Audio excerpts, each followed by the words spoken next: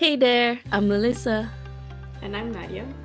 Welcome to Navigating New Ground, where we dive into real, honest conversations about navigating life's transitions away from home. We're here to share our journeys, hear yours, and remind you that no one has to navigate new ground alone. Today's episode is part of the Navigating Health series, and we will have a conversation about how do you feel about visiting doctors. So we are very grateful to have our special guest today, Sam. Sam and I met in church in Stuttgart, and I still remember the first time we hung out together. It was watching Maleficent in the cinemas, and it was in German. I don't know if you still remember that. I do. I think I Um, understood like every fifth word. and so a lot of time has passed since then. Welcome, Sam. Hello. Thank you for being with us today and with our listeners.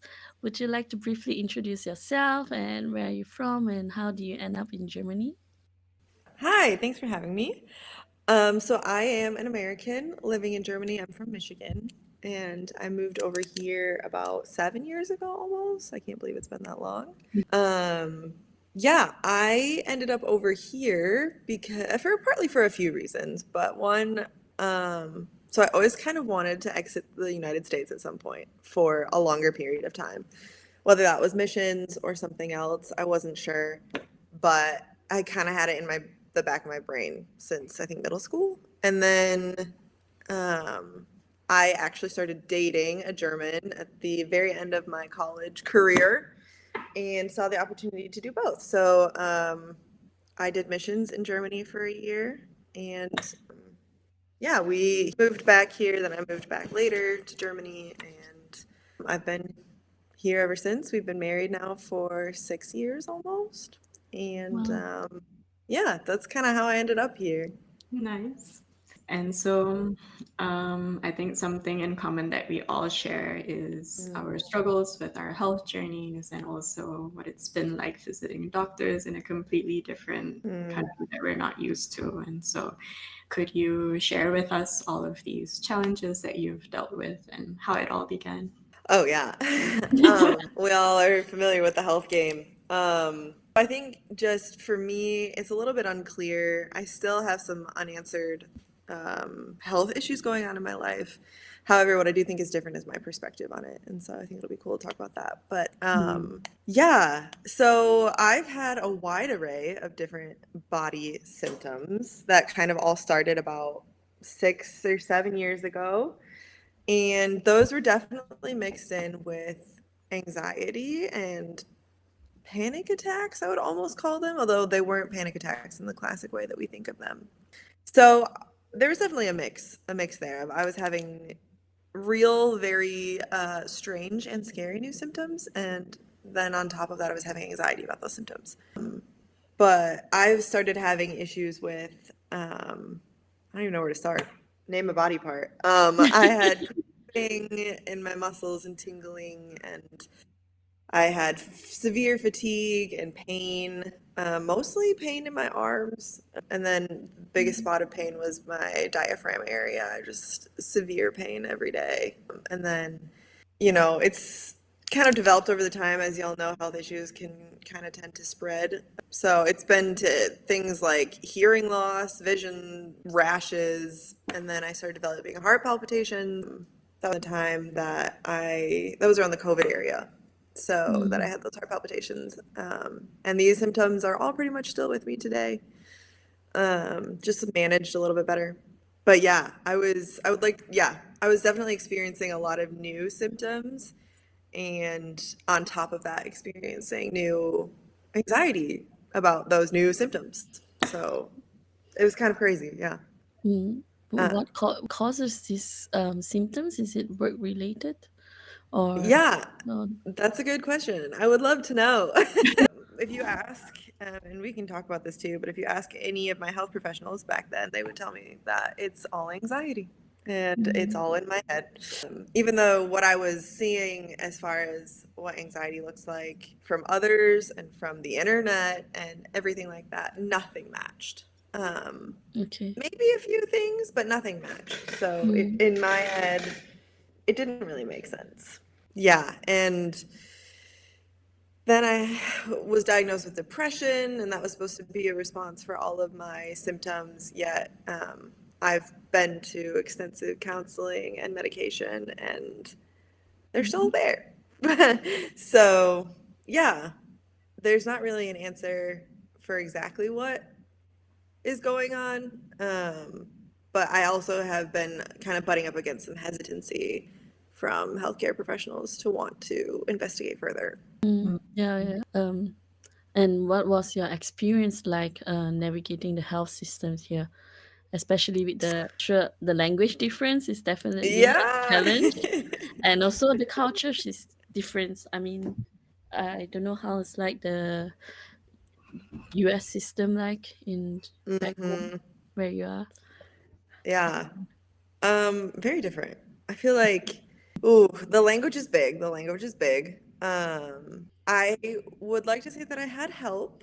So my husband and even my mother-in-law at some point they were trying to make appointments for me and help because I couldn't call and explain what was going on. I couldn't, and especially for me being in that state of being so physically unwell, Mhm. being able to voice Yeah. in my own language, everything that's going on would have been a challenge. And then you add the layer of a language that I barely speak and barely understand. And then I think the healthcare system here is, they're for the most part friendly and competent, right? And they're accessible. So my Hausarzt, my primary care doctor, lives a minute walk away from me, and Mm. I can usually get an appointment very quickly.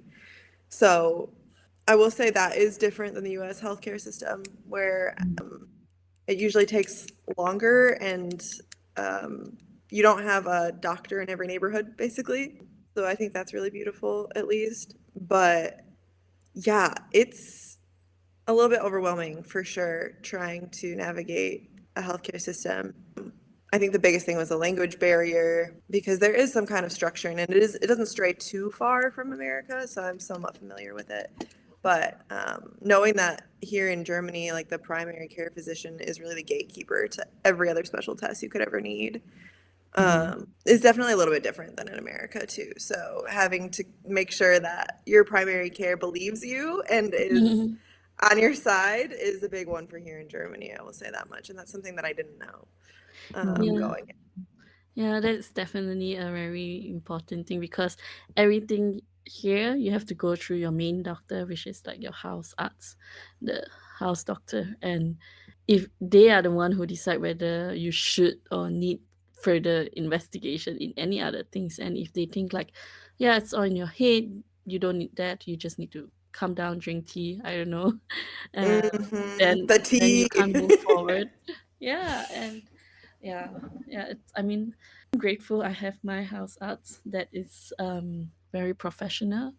I was sharing in another episode that when it took me a long time to accept that I needed help as well. Like I needed professional help instead of just in my head that I need to go to the doctor and ask what's wrong with the physical pain that's going on in my body. And I went into the doctor and she was allowing me to speak. I was all over the place. Like some I was saying about physical symptoms, and then next second I was explaining my life story. But still, Mm. she didn't like because of the many patients that's waiting outside push me to speak faster and rush in to ending with a diagnosis or something. She was giving me space to speak, and I think that was very helpful in helping me to get my point through to her, and she sees the whole stories. But I understand that not everyone get this chance. Yeah.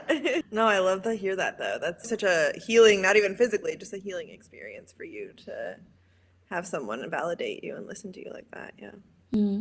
Yeah, yeah. And what was your first experience like, Sam, going to the doctor with all of these symptoms? I wish I could say it was similar to Mel's, but it wasn't. It really wasn't. It was awful. It was really awful. Yeah, I was told, I have some quotes in my head that live rent free that I can share.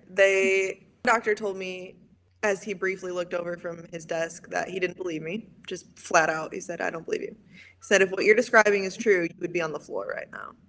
Um, even though, even though Ouch. I had been put on a medication that I never should have been put on. Oh. And there was actually like documentation that things were going wrong with my heart rate, and I was counting, and my Apple Watch was counting, and my husband was counting, and we all knew how low my heart rate had reached. But yeah, that was rough. Or I was told things like, it's just in your head. I did hear that. Like, I just need to go to a counselor. Or my favorite, I think, was when I had finally gotten to a cardiologist just to check things out. And Mm. she didn't say one word to me the whole time. And then at the very end, as I was getting up to go, I tried to ask one question. And this woman looked at me as if I had just thrown my drink all over her or something. Like, she was like, "You're trying to ask me a question right now?" Like, it was awful. It was absolutely awful. Where are you leaving? I know. And I don't want to, I'm probably really unfair to a lot of like we're all really good Oh my. healthcare providers here, but that's just some. Like after, I had 8 or 9 months of this awful um abdominal pain, and I did eventually get a colonoscopy and endoscopy, and after all my results came through, he looked at it, he's like, "I don't know, go home and live healthy." And that was What? it. That I'm was so it. sorry that your experience. Oh my gosh. Like nobody wanted to investigate further because I had lived healthy and I changed every diet in the book. Nadia knows. Like I Yeah. tried everything. Yeah. So my experience has been, I think, one that's particularly awful, and I don't think that's the case for everybody here in Germany, and I don't think it's fair Mm. to say that that's how doctors in Germany are as in general. I just Definitely no, not. I definitely mean, not. It's just been an unfortunate situation, and I have had really good experience with doctors.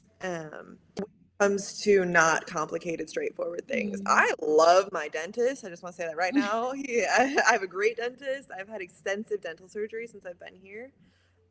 And my dental surgeon and my dentist, great. My gynecologist, great. My eye doctor, great. Like I have had really good experiences. So, Mm. Okay. but just the ones when it comes to maybe a situation that's not so straightforward where the doctors don't really know what to do with you and they're looking at this scared Yeah. little girl, they're like, probably in your head. So, Mm. yeah. But then, even though you say that it's not common, I do hear so many stories from so many people experiencing Yeah. similar stories as you did. Yeah. Unfortunately. Yeah. Yeah. I think the challenge is like it's really a big difference when you get a doctor with empathy and a doctor without empathy that is just focused on work, like Yeah. symptoms pop up, what does the data tells me? Nothing. Okay, move on. It's in your head. Or like, Absolutely. yeah, giving the time to try to understand where is this coming from. Am I investing the time? Because I know there are a lot of doctors here. I mean, the whole healthcare systems here is being under pressure. Like there are like notices on, at least my house doctor, there's a notice saying like, hey guys, we are really really under a lot of pressure, like we are working overtime, like 12 hours a day kind of overtime, and all the patients are still pouring in, so please be patient with us, and like if you Mm, can try to find other house doctors instead of like adding more new mm, patients here. But they are very kind that they are not turning away any people, which some practices will really say like, we don't accept new patients anymore, and I have experience mhm. like that. No, definitely. I mean, there's so much pressure on them for sure. And they are understaffed. And yeah. Yeah, but that's no reason to push you away. Yeah, sorry that you have to go through those things. But Yeah. do you change your house doctor then? No, so actually, over the years, I have a good relationship with him. I will say, for in the position he was in, he was not usually the source of any of those quotes that I just gave. Okay, good. He was okay. He at least was willing to work with me. I will give the caveat that y'all might know this, but as women, it's hard sometimes to get a man to listen to us. So I brought my husband with me once, and you should have seen the difference. I got thoroughly examined. I was treated very differently when my husband was in the room ready to advocate for me. So I don't know if that was, I don't know what that was. I'm not here to make any assumptions, but I just know that that's what my experience was. So, yeah. Mm. Yeah, I also don't know what it is because I also feel like when I think it's not just that you're a woman, but when you're also young, especially in comparison to Mm. all of the other patients that they have, because sometimes I would be in that waiting room and I'm the only one Yeah. 40 and then everyone else are senior citizens and then you come there and then like for example um I think one of the very first visits that I had, I was telling the doctor that I'm going through a lot of allergies, like a lot of rashes on my skin. And then I go to the doctor and he's asking me if I'm allergic to anything. And I'm like, that's why I'm here, because I want to find out if I'm allergic to something. And then yeah, you just describe all of the symptoms that you have and it's like you're just not taken seriously, you know, like for them it's like, okay, but you're young, you shouldn't have any big health issues and I think you're just very stressed right now, so I'm just going to tend to all of my other older patients that actually have serious problems. I think when especially when you say something like, "You're young, you're not supposed to have this kind of issue." I think that's the sentence that, or assumption that they always have instead of getting into the checkups and tests or do whatever to find out more. There's like, "You are below 40, you don't need this test," but it can happen. No, I mean, some symptoms are like that, or I don't know if they are trying to save time or save cost or save the procedure. I don't know what, but yeah, it doesn't help telling us that.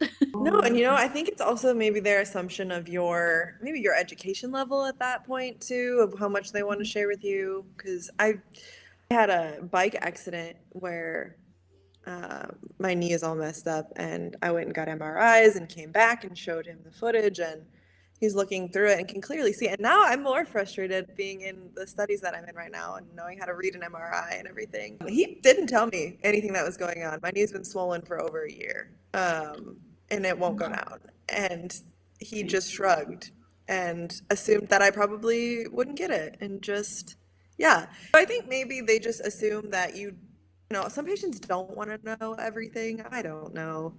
I guess I don't think it's ill will. I don't think they're bad doctors. I think, like you said, they're very under pressure. And yeah, with the combination of being young and looking maybe scared, I don't know. Yeah, they don't really go into it much. No, but I feel like it's also one of their responsibilities to at least like check out all of the things that it might not be, you know, and then there are some standard tests that they actually do have to run. Like I remember in this one session that I went to, I was the one who had to force the doctor to at least do a blood test on me to make sure that it really is nothing. And then it's only after the results came out that he realized that my immune system was fighting this allergy that was in my body, Mm. this infection that was in my body, and then he asked me to come back for further tests. But if not, then Wow. to leave that clinic, just yeah, wasting my time. Wow. I have Yeah. I have one story to share that happened to my friend recently. So she had an accident while climbing, and she fell, and I think she broke something at her knee. And so they called the ambulance. She was in really bad pain, and they called the ambulance. They came, pick her up, sent her to the hospital, and then at the hospital they check and they say like, nothing. You can go home. It's nothing broken or anything. And then they sent her home, but a week she's still in pain. And then she went back to the house doctor and insisted that it's must be something. And the house doctor case gave her a transfer, because here you need everything. You need a transfer for everything. And this transfer slip, she brought it and did an, I don't know, a MRI as well, or CT. I don't know, one of it. I don't know what's the difference. Then they scan it, and the person came up with the result, say like immediately, please go back to the hospital.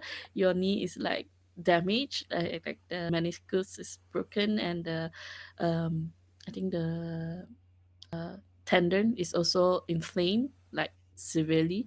Please immediately go back to the hospital. And but then she had to wait, because you have to get appointment, and then it's another week, and then she went back to the hospital that she was originally sent to by the ambulance. And then with this MRI first, then they only went into further checkup and realized that okay, she need immediately an surgery. Oh, And that's crazy. she Oh waits my another week for the goodness. surgery, but she immediately could do the surgery like after a week. And then only they started like, yeah, treating it. And then first they treat the meniscus, and then the tendon is still really inflamed, so they couldn't do much. And then they have to seal the wound, and 3 months later, probably she has to go back and do another surgery for the tendon. Oh my goodness. What do you think contributes to something like that experience where you're literally sent away from the hospital that you have to go back to later? I know, right? I don't know how did that happen. Maybe I'm missing like some details, because this is Mm, also like a, I don't know, like a third person I heard from her, and like a story here and there. But I can't imagine how was she feeling, the whole week, while thinking like there's nothing wrong. Why am I still having this pain, right? And what damage would have happened when this keeps being dragged on, if she didn't go yeah, back to the doctor and like second out them, yeah. I don't know. Crazy. Maybe we need a professional medical person here to explain to us how could situation like this like happen. Maybe it is a common thing that sometimes not all scans can show all injuries. Maybe some are like hidden, or some takes time to review themselves. I don't know. So if you are gonna have her case in particular, I can speak to it a little bit. They would have seen if they had done correct imaging. If they just did an X-ray, okay, I don't know. I really don't understand how they would have missed it. Yeah, me too. Insane. Yeah. Yeah.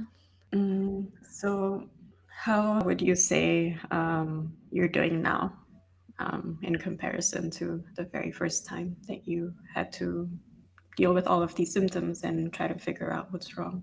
You know, I think my anxiety has gone down severely because after you live with symptoms so long, you're like, well, if this was going to kill me, it probably would have killed me a while ago. That's really what I tell myself.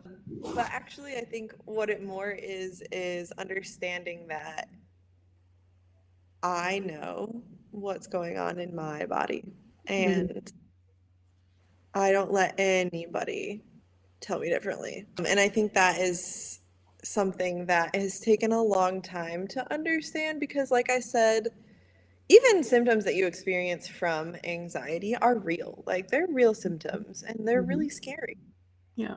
but they're not going to hurt you.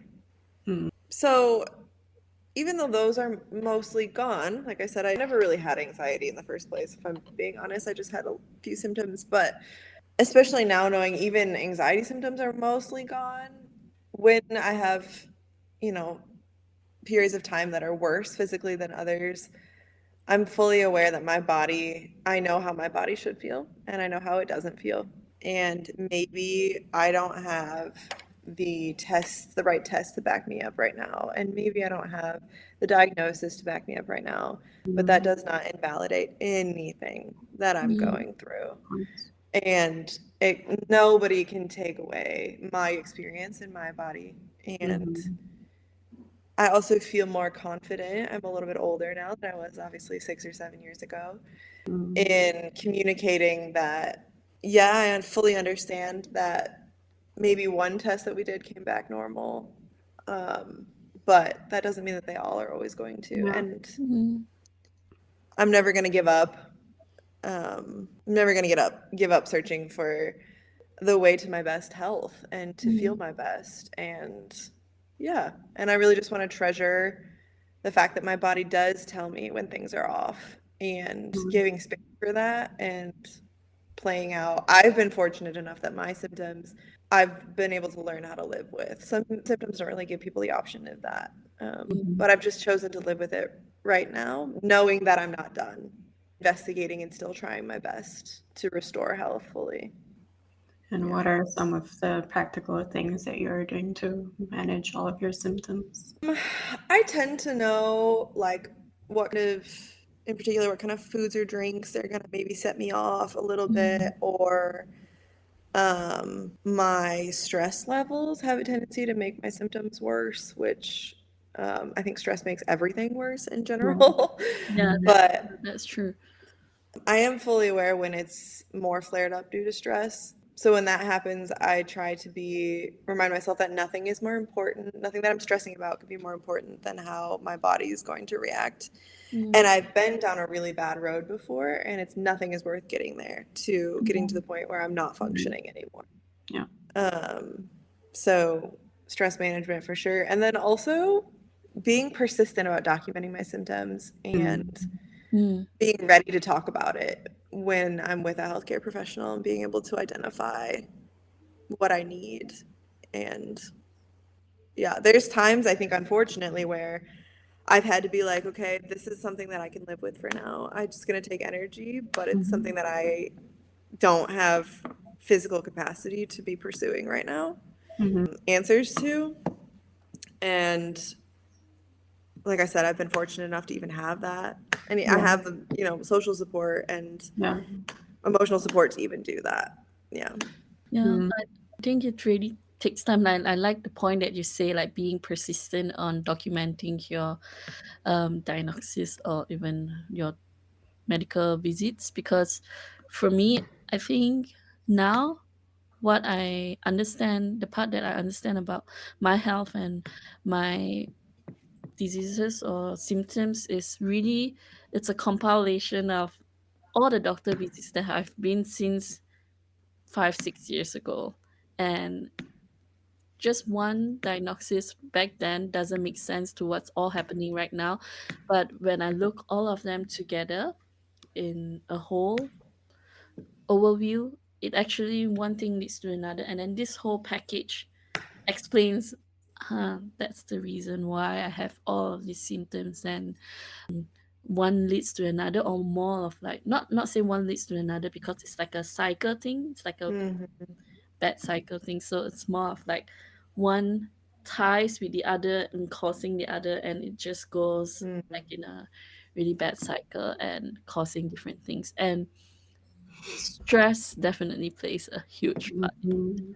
Um, not the only reason why, the environments and the food that we eat as well, and our lifestyle definitely play a role in it. But yeah, I really think that compiling the whole documentation part is very important. Oh, yeah, Mm. definitely. And I also like what you said about how you know what's going on in your body because we're all so individual and yeah, Mm. like the doctor could also suggest that you could do this and that and take this amount of maybe certain kind of food or drinks, but then we all respond to all of those things so differently as well. And so it's so important for us to know that, to recognize that, and also to stand firm in our own grounds and say like, no, this is my experience, and no one else gets a say in that because I mean, like we all actually don't really want to be in this situation, right? Like we want to be Yeah. happy and we're not making these things up. It's like we're Mm. being honest, we know what's going on, and yeah, we just want people to listen to us. Yeah. And I love that. I particularly love being confident in your body and your own symptoms because I don't know if you have had this experience, you too, but I've had the experience where I've been told, no, you didn't have this. You were probably doing this. And I remember it being like, am I also going insane while going through Right. all of these symptoms? Because I know what happened in my body. Mm. And I would really kind of gaslight myself, being like, okay, maybe I actually did experience what they said I probably experienced instead Mhm. of what I actually did. But that is not something I do anymore. I always think it's good to be open to checking in on yourself and reflecting. Mhm. Okay, let's make sure that what I'm experiencing is reality, but not letting somebody talk you out of something that you're so aware that you have experienced. Yeah. Yeah, yeah. I remember visiting a gastroenterologist for all of my symptoms. And then I came there with all of my documents from past doctor visits, my colonoscopy, of allergy tests, of stool test results, and all of that. And then I didn't even finish everything that I wanted to say. I think I only said one sentence, and the gastroenterologist was like, "No, I don't believe in any of these things. What?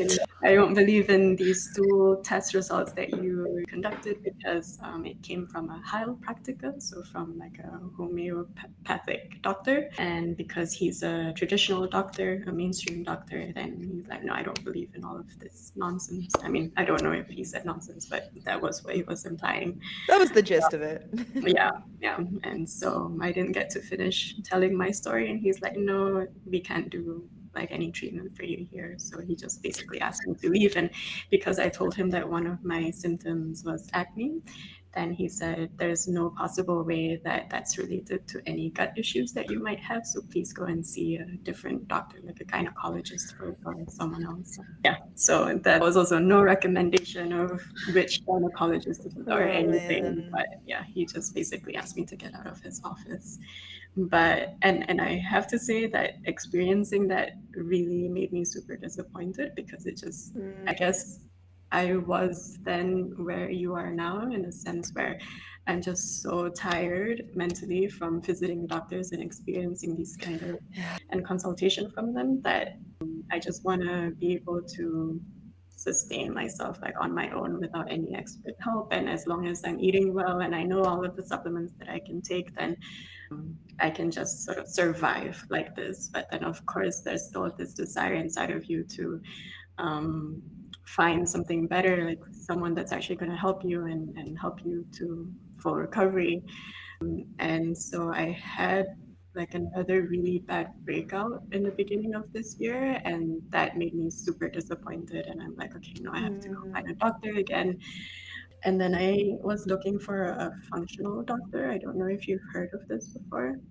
And then I found a clinic that had really good ratings and reviews, and I decided to go. I set an appointment, and it was like something that I never experienced before in Germany. She listened to everything, and she's like, okay, well, it seems like you do have Mm, certain gut issues, and we're going to try and see what we can do here. So we'll run all of these tests that you're going to need because all of the tests that you did before, they were too old.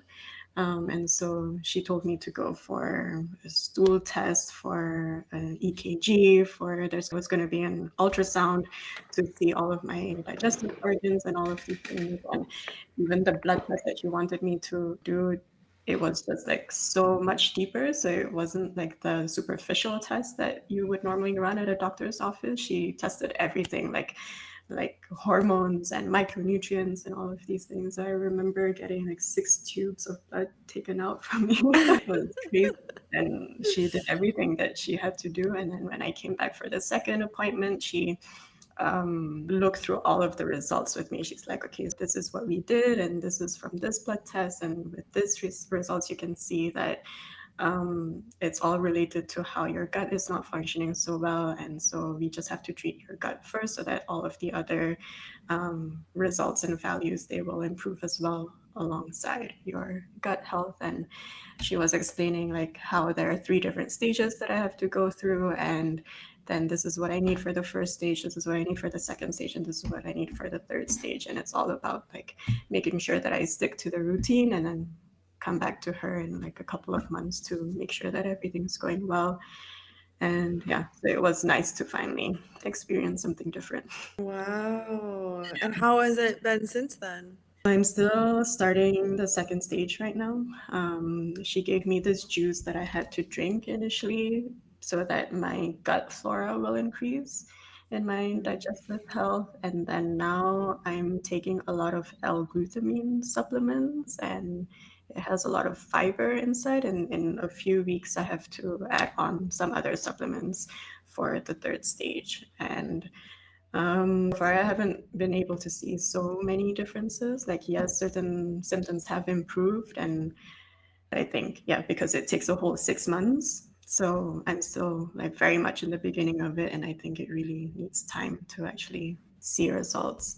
But then I do have to say that I think after everything that I experienced here in Germany with all of the doctors, there's just so much doubt inside of me where Mm-hmm. because Mm-hmm. you've been disappointed for so many years, and now you're like, okay, this doctor is nice and she's listening and she's doing everything that she can, but am I really actually going to heal from all of this at the end of the trip? Yeah. Mm-hmm. Yeah, I think it's also hard, right? Because suddenly when you get someone so nice, and then after all of this thing, and then you say like, why is this person so nice? And then you start questioning like, is there something suspicious about it? I mean, I mean, I've been to a similar doctor too, in my country, and it's also like is a official, I mean, licensed general doctor. Means she also plays the role of like a house doctor, but then on her specialty, it's actually also something like what you said, like a specialist in identifying, doing all kinds of tests, every single test that is could or even be slightly related to whatever symptoms that you're having. And this very thorough test, of course, doesn't cost cheap. It's not cheap. It's really expensive. And then, but then it gives you a more overall picture instead of just like one specific part of your body. And then from there, she also shared with me like this, like similar to what you say, it starts from the gut. And then first, because I have like leaking gut or something, and then from there you have to start treating. um but the things that she said makes a lot of sense from my no medical knowledge but kind of Yeah. point of view. But I don't know. I mean, if I ask a professional doctor about it, if it does make sense. But from her perspective, what she was explaining to me, like she said, technically, when the doctor are going through like medical studies, they learn all of these things. Every doctor should learn all of these things, but not every doctor practices these things because um, doing so many different tests and trying to analyze all of these different things require a lot of time, and a lot of doctors just go into their specifications, like into like gynecologies or like yours, the gastrono, I don't know how to pronounce it. And then, like just go into bones or just go into the inner medicine, all different stuff. And then slowly it becomes so specific that sometimes they forgot to link with each Yeah. other the general part. Mm-hmm. But human body doesn't work just specifically. The bone just work like your bone. You have to connect with a lot of different parts of your body as well. And it's all in a whole, and it's affecting a lot of things, your environment and all. And yeah, so that's how she was explaining to me, and I find the things that she said makes a lot of sense. Mhm. And in long term wise, what can she scam out of me one time the money? But if it makes me feel better, and it really helps me to um, be healthier. I mean, I don't mind trying. I mean, I'm not drinking some poison or anything, right? Yeah, so it's not like a cult thing where I am praying towards weird things or making weird rituals. It's really just a general information of how kind of food I can take and what kind of food should I not take. And I think we can always be open to listening to different opinions. I would really suggest to get different opinions from different doctors as well. Yeah. Yeah, I agree. And I love that you've both had experiences like that.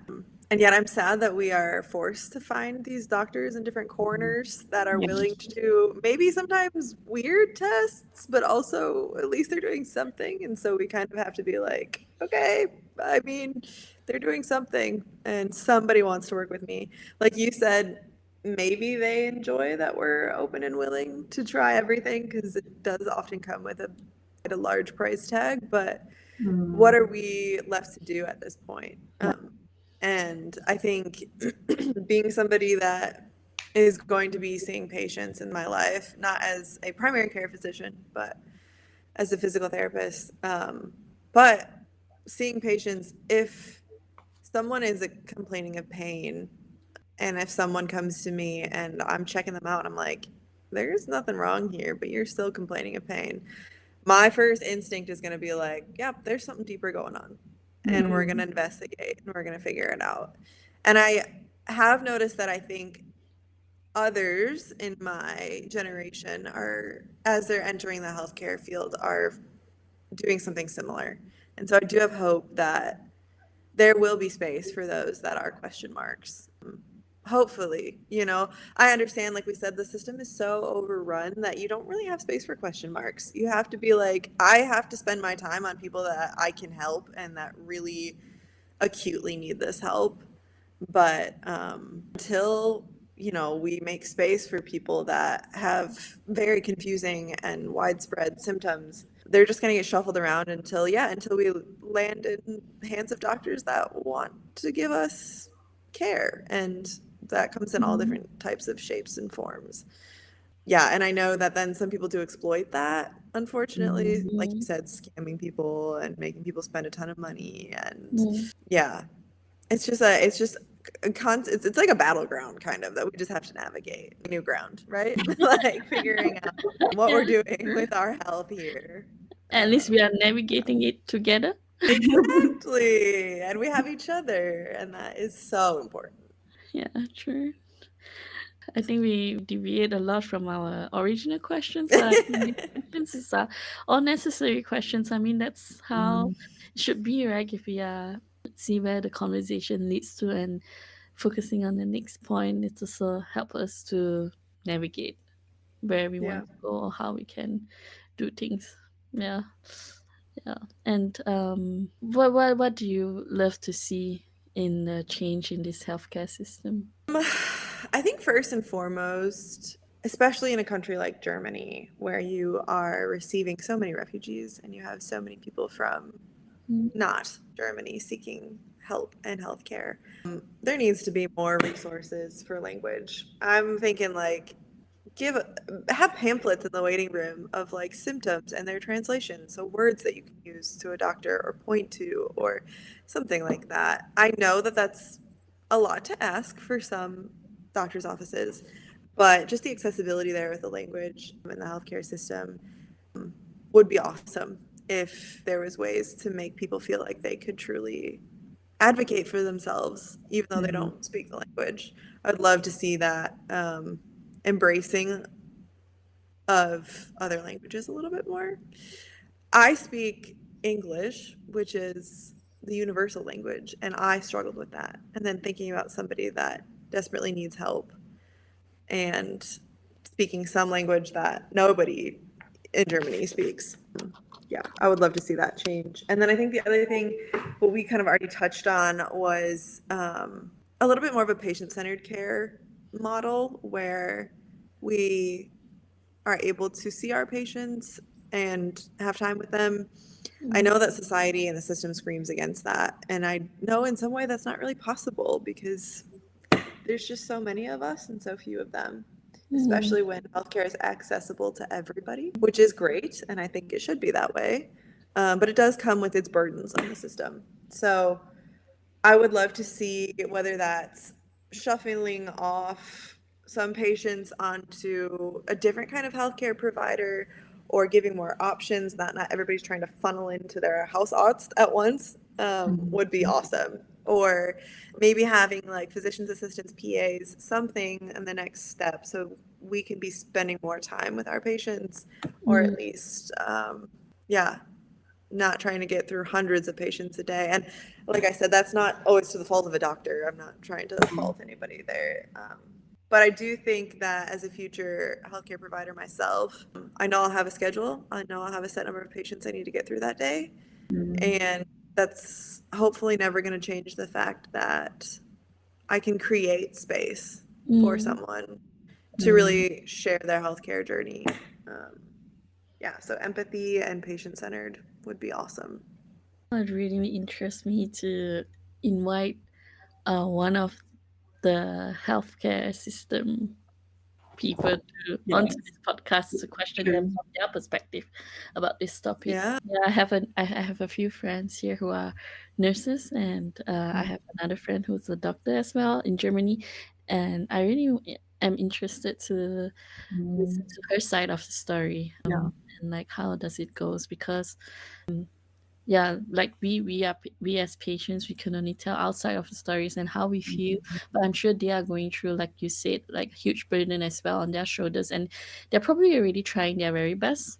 Maybe not, I can't, maybe it's not like everyone is doing that, or some probably used to do that and they got tired, really burned out, that they have to now do what they do now.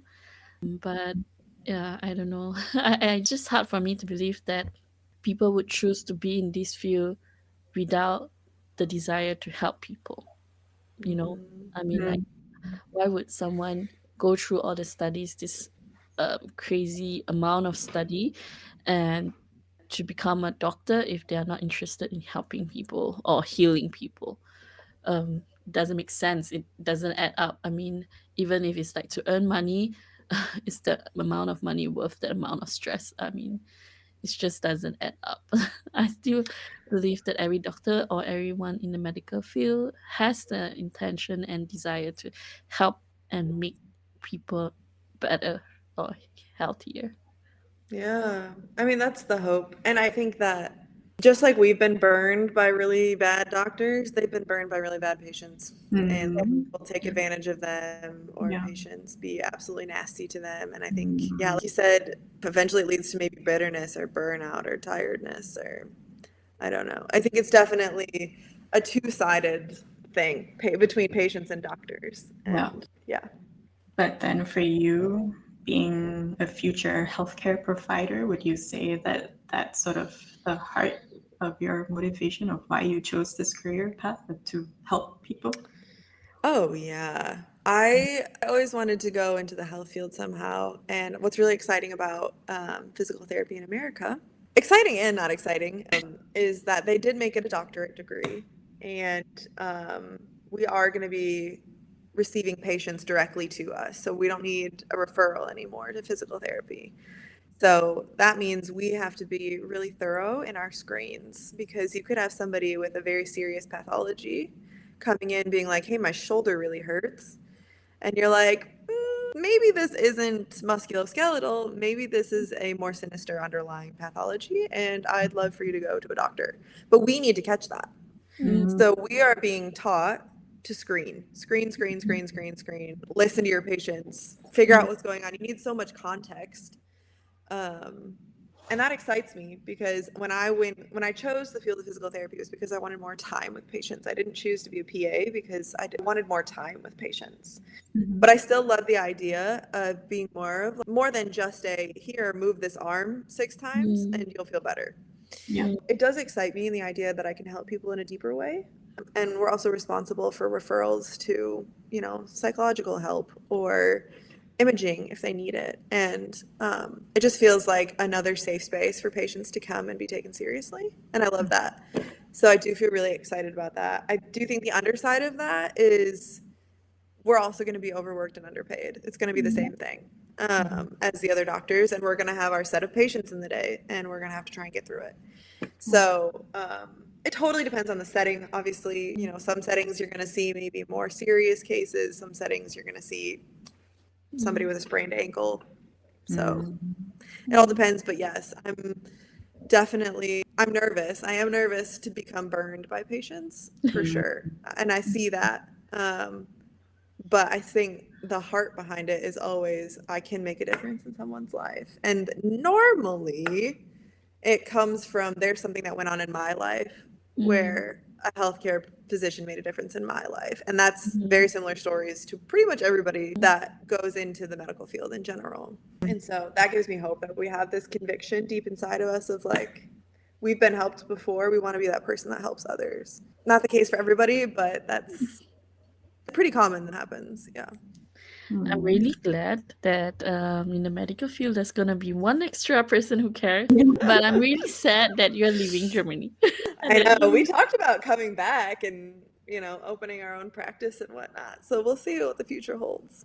of course, I don't wish to be your patient. I don't wish to be anyone's patient.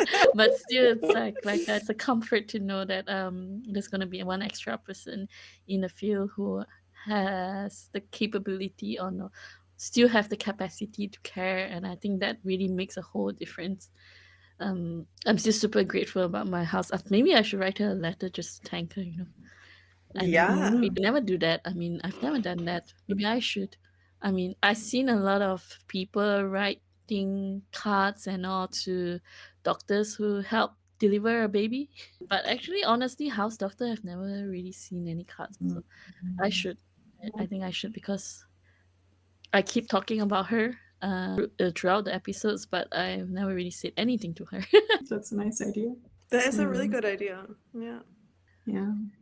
And how has this whole journey been spiritually for you? Oh, man, that was so hard. That was so hard. I think not to go completely off the rails, but just to mention that there's definitely a human side of me that feels like, okay, I've been completely forsaken. I mean, that was the experience 6 years ago when one body part was lighting on fire after the other is what it felt like. And I was like, I've been completely left alone and there's been no help.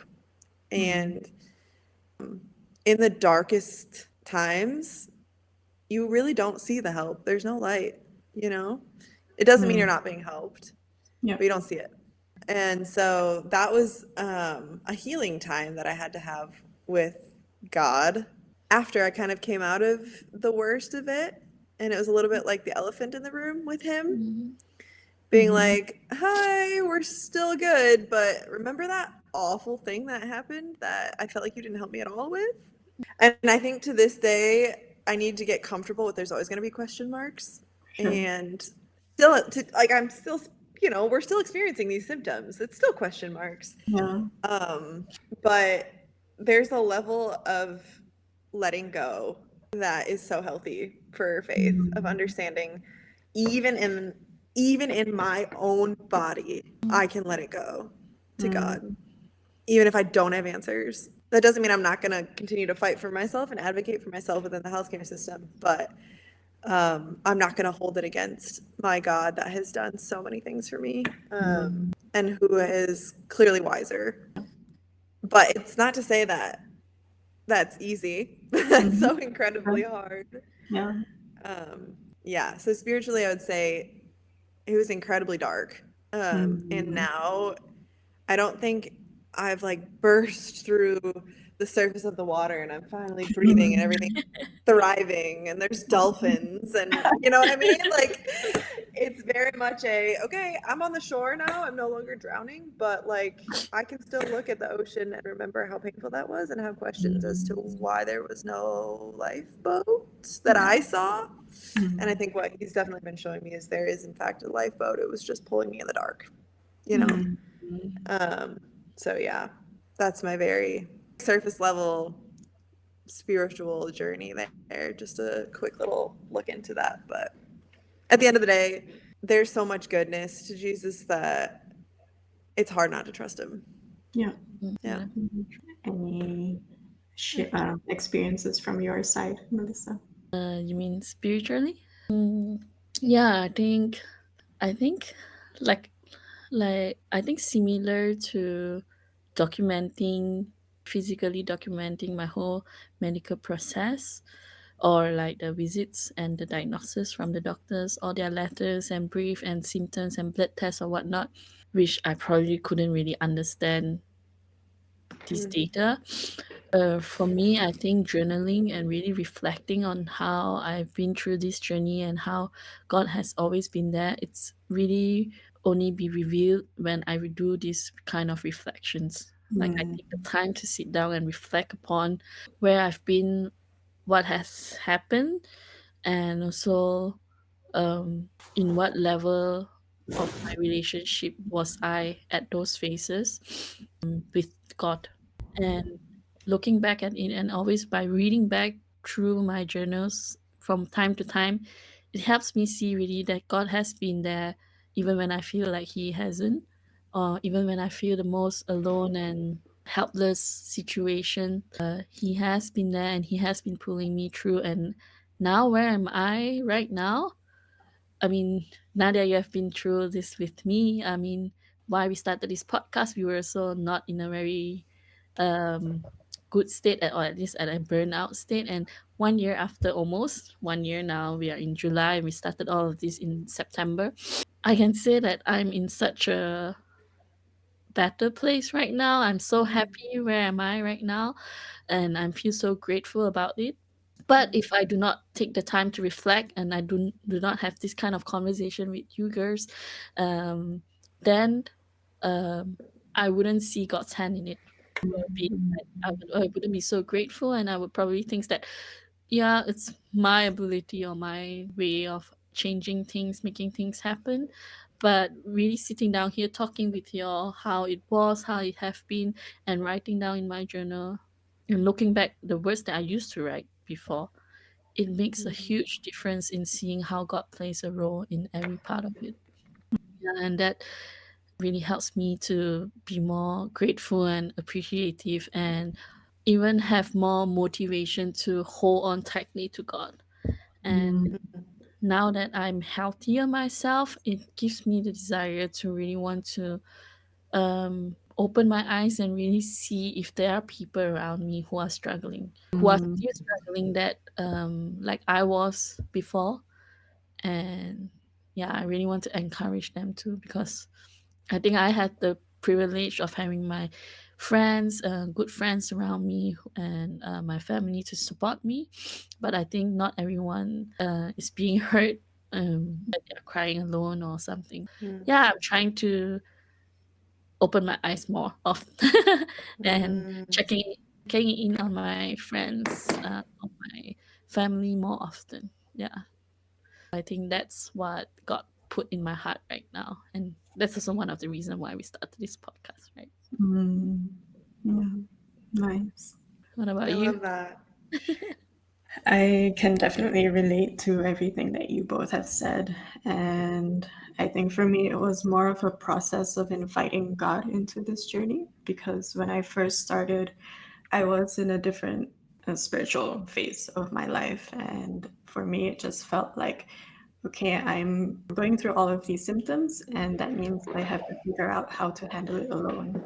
So a lot of it is like not having that understanding that God is your father, that he cares, even about all of the things that seem trivial to you, but is actually not trivial. And even those smallest things, even the things that you don't think are important, he cares about and he wants to be a part of it. He wants to be a part of the journey. And for me, it was just learning that I get to invite him in that process. And yeah, it was challenging because it just felt like I wasn't getting the help that I needed, that like no one else understood what I was going through. But you do see his hand in a lot of these circumstances. And it was also a journey for him to wake me up to my reality that all of these things didn't just pop up all of a sudden, that it's because there were a lot of stressors in my life, like at that moment, and also so many years before,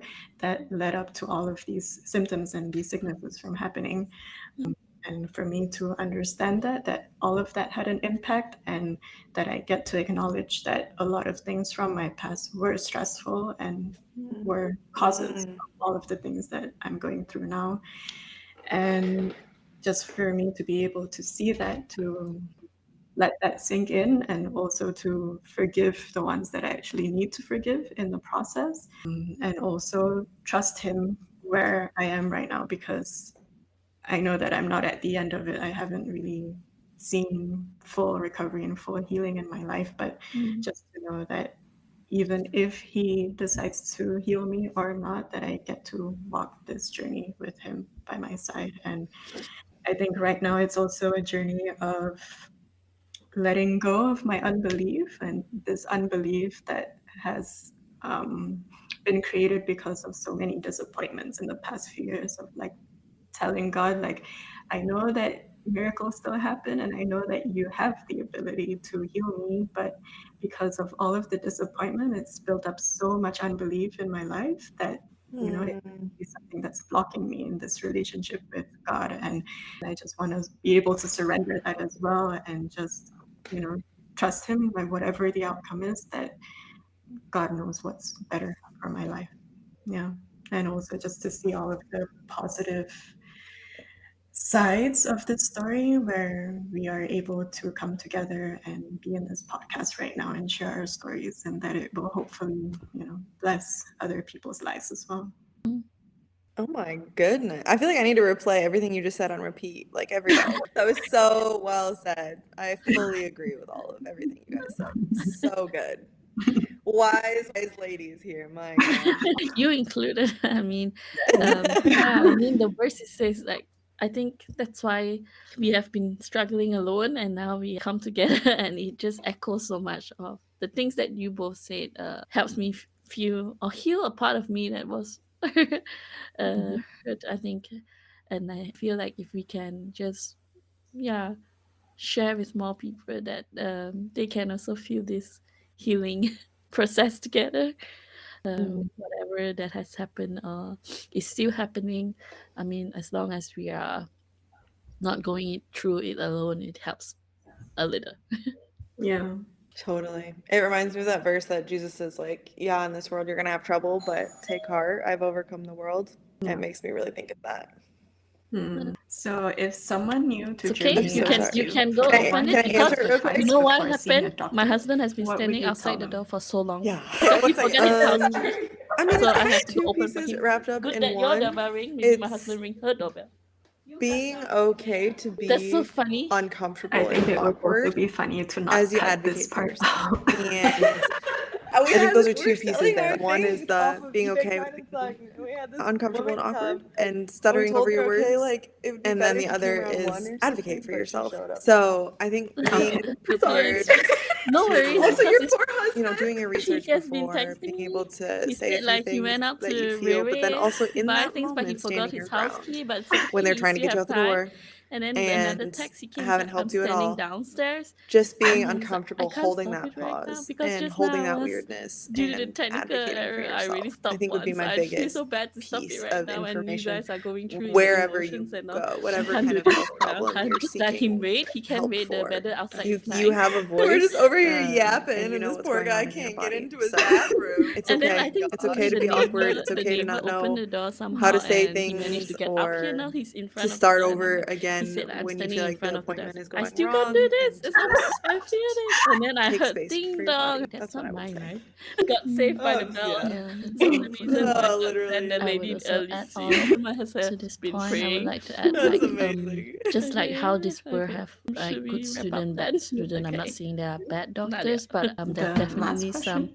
Maybe. there Yeah, we are can do the last question. really doctors who take time, and also we really want to add the point that if one doctor doesn't help, or you think that one doctor doesn't want to spend the time on your case, I would definitely suggest on seeking a second opinion. I've been through 5 dentists before I found the one that's really helping me right now. And I'm not trying to say that there are bad doctors out there. I'm just trying to say there are better doctors out there. Definitely. So just like how not all friends suit each other, not necessary that the first doctor that you go to have to be with you for the rest of your life too. So I say that find the one that matches your feeling and trust your gut, really. Yeah, nice. Well, thank you. Thank you so much for your time and for everything that you shared today. And to our listeners, thank you for joining us on Navigating New Ground.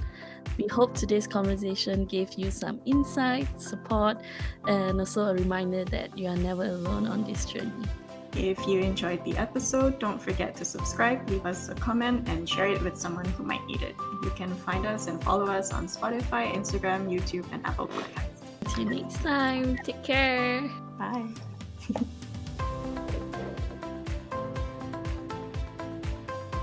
My doorbell just rang and Yeah.